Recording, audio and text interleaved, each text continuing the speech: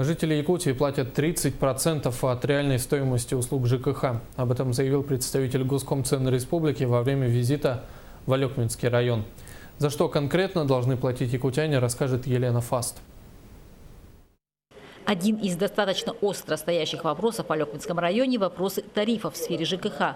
Обусловлено это в первую очередь большой территорией и, как следствие, большим количеством теплоснабжающих организаций, а также поставщиков. Самое большое количество теплоснабжающих организаций по всем районам – это именно в Алекминском районе. Кроме таких крупных поставщиков, как ГУП ЖКХ, в Алекминском районе действует очень большое количество индивидуальных предпринимателей в отдаленных населенных пунктах.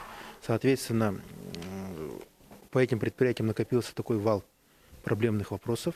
Вопросов накапливается много. Этому способствуют неразрешенные изначально имущественные проблемы. ИПшники, которые обслуживают котельные, порой не могут рассчитаться за топливо. А вместе все собирается в большой узел. Расставить по местам каждую сумму платежа так можно упрощенно пояснить одну из задач визита чиновника от управления регулирования тарифами. Там необходимо обратить ваше внимание, что население платит льготные тарифы. Поэтому все эти дополнительные затраты, они для населения никаким образом не ложатся. Население у нас как платило примерно 30% от реальной себестоимости услуги, так и продолжает платить. В целом, отметив, что движение началось, Дмитрий Семенович пояснил, это действительно первые шаги. Работы впереди очень много. Елена Фаст, Сергей Лифу, НВК Саха, Алекминск.